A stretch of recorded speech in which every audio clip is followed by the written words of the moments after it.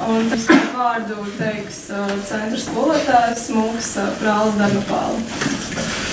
Paldies!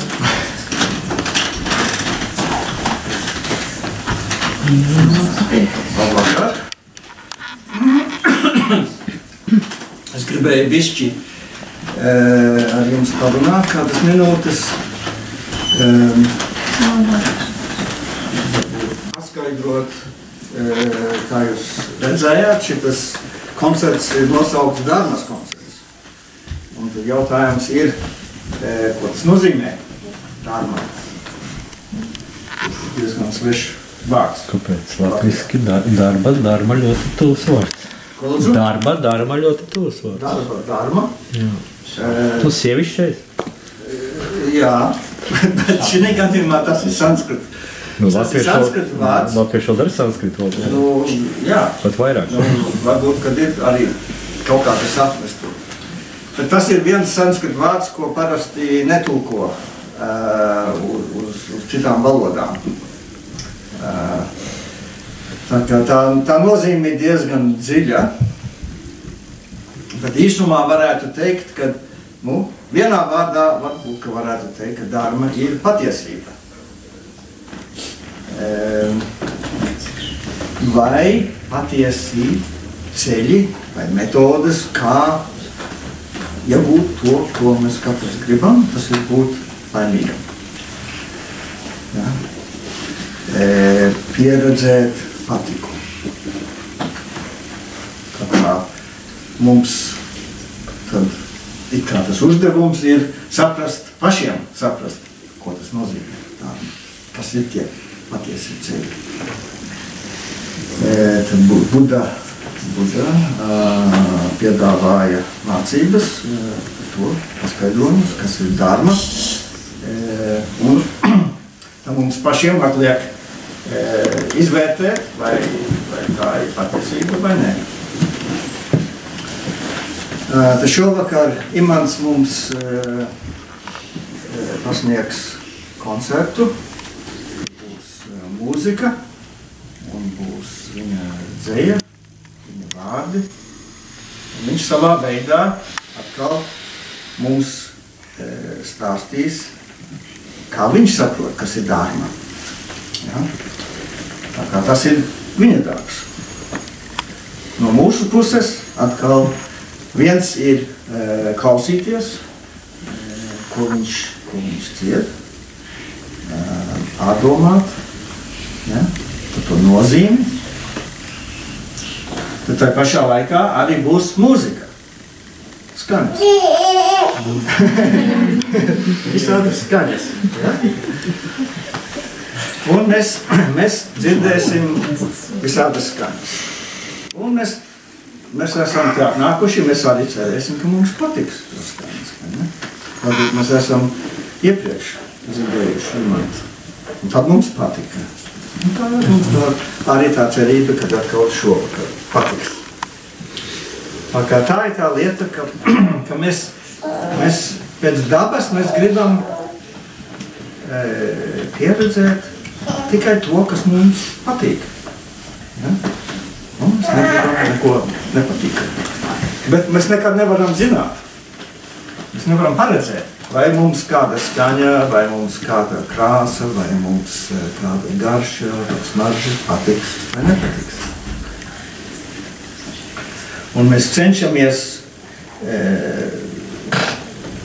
savā dzīvē iekārtot tā, kad mēs arvien vairāk saskaramies ar to, ko mēs iedomājamies, mums patiks.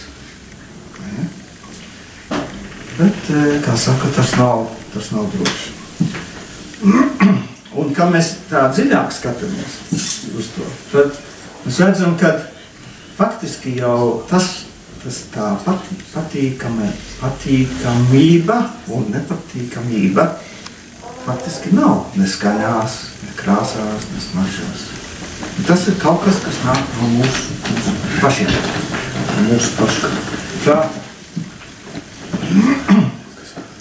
Un kad tās ārējās lietas ir tikai apstākļi, ne?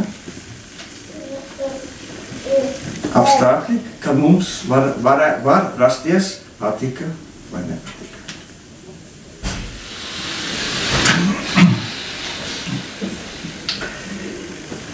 Tātad, ja mums kaut kas patīk, kāda skaņa mums patīk, tad mūsu tendence ir pieķerties pie tā. Tāpēc mēs gribam turpināt to patiku. Mēs kā mentāli sagrāvjam to, pieķeramies. No tā rodās visādas mūsu dzīves problēmas. Tāpēc, ka mēs nevaram kontrolēt, kas notiks nākošajā brīdī. Mēs nevaram kontrolēt arī, vai mums tas patiks vai nepatiks. Bet mēs šitādā veidā, tāpēc, ka mēs pieķeramies pie tā, kas mums patīk, un mēs mēģinām tikt vaļā no tā, kas mums nepatīk, tad mēs te mocamies visu mūžu. Ja? Mēs džunglējām visus savus dzīves apstākļus, lai biežāk būtu patika un mazāk būtu, retāk būtu nepatika. Bet ja mēs saprotam, ka tā patika vai nepatika rodās mums pašiem iekšēji, ja? Tad mums nav tik jāuztraucās par tiem ārējiem apstākļiem. Un tas, kāpēc mums kaut kas patīk vai nepatīk, un vienreiz patīk un atkošreiz nepatīk, tas ir karma. Tas ir mūsu tie potenciāli, ko mēs esam radījuši ar mūsu iepriekšējām darbībām. Ja tās darbības bija likumīgas, tad mēs pieredzam patiku.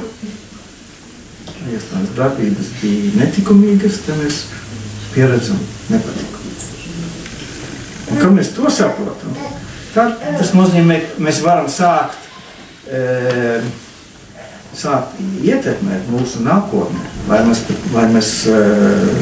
mūsu dzīve kļūtu patīkamāka. Tā kā šī gadījumā, lai mūsu klausīšanās būtu arī dharma, ne tikai imanta spēlēšana un dziedāšana, tad lai mūsu klausīšanās arī būtu dharma, kā to panākt?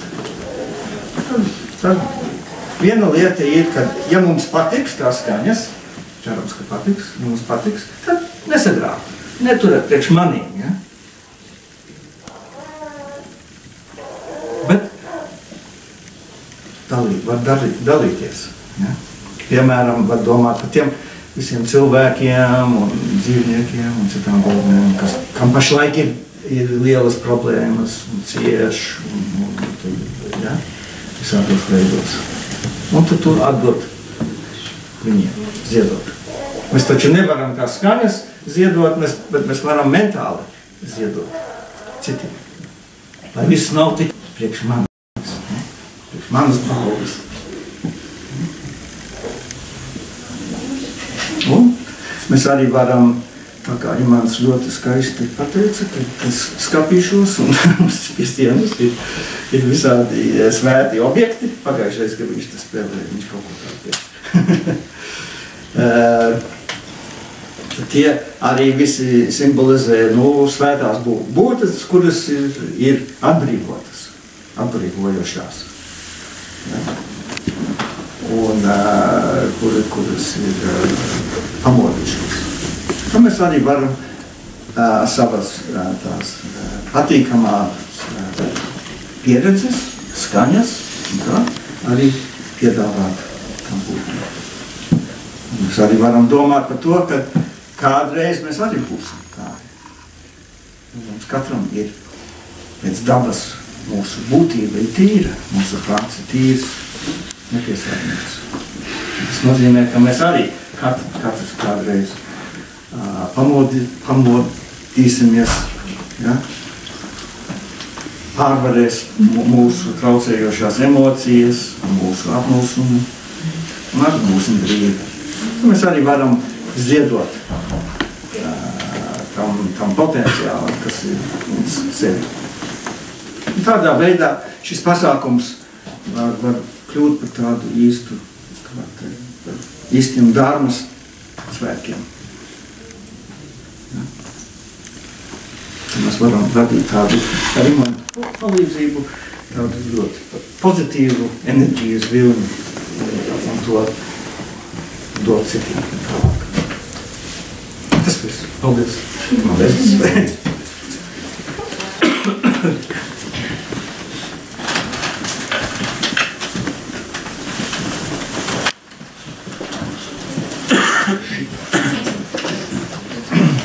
Man šito lietu? Jā. Nē, es to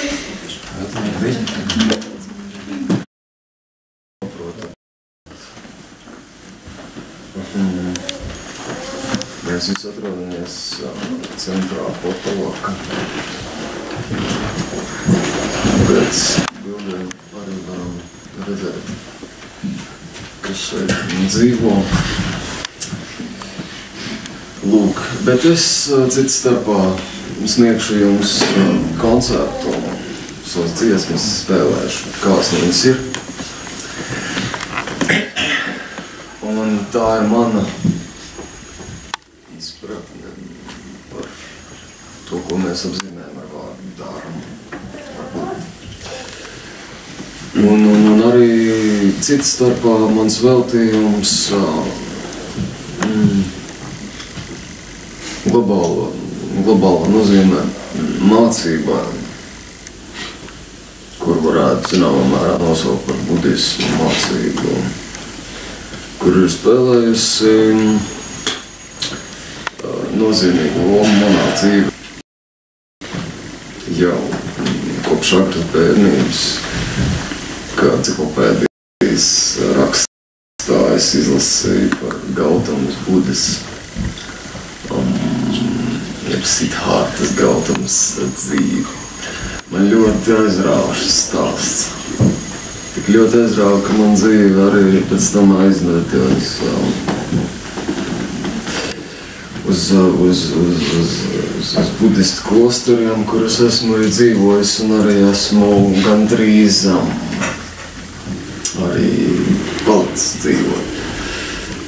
Bet kāds mistisks spēks atkal un atkal licis man rakstīt tās dziesmas.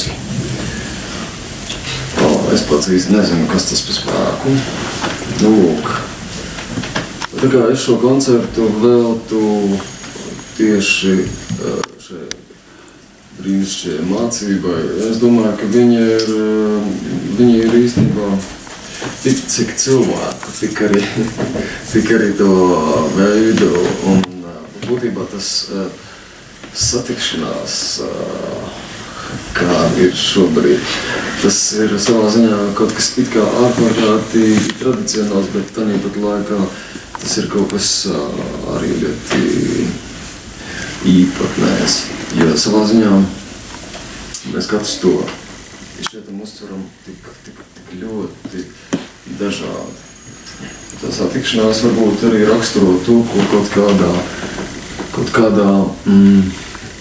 kaut vai tālānā nozīmē varētu nosaukt par tēmu. Pat ne tieši reliģiskā nozīmē. Drīzāk tādā satikšanās nozīmē. Lūk tā.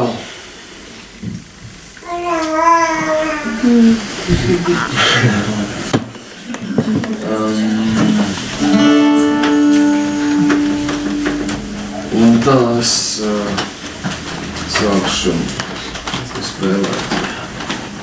Un es pirmo dziesmu veltu visiem saviem bijušajiem, esošajiem un topošajiem draugiem.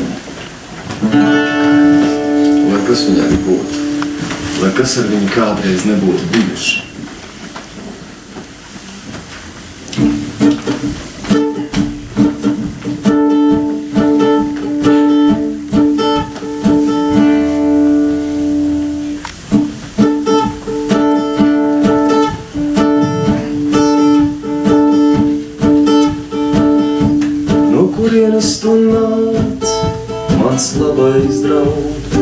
Mans labais draugs, Vai pasauli jau pazīsti, vai tikai zini to? Vai tikai zini to, kādēļ tu klusē? Vai nezini, ka cilvēkam ir balss? Kādēļ tu klusē? Vai nezini, ka cilvēkam ir balss? Kas tavās kabatās, mans labais draugs, mans labais draugs? Vai esi zādzis, ka tik bēdīgs, kādēļ tu klusē? Vai nezini, ka cilvēkam ir balss? Kādēļ tu klusē? Vai nezini, ka cilvēkam ir balss? Kas tavās acīs, mans labais draugs, mans labais draugs? Vai esi nogalējis, ka tik bais, kādēļ tu klusē?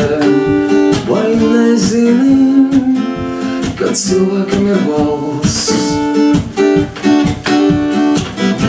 Kādēļ tu klusē? Vai nezini, ka cilvēkam ir balss?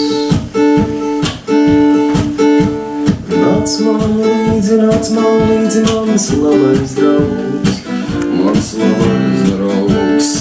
Par nozaktiem un mirušiem mēs nedziedām, vien viņiem klusi uzsmaidām un aizejam. Vien viņiem klusi uzsmaidām un aizejam. Bet joprojām klusē, un labi vien ir, ka tu nerunā par daudz.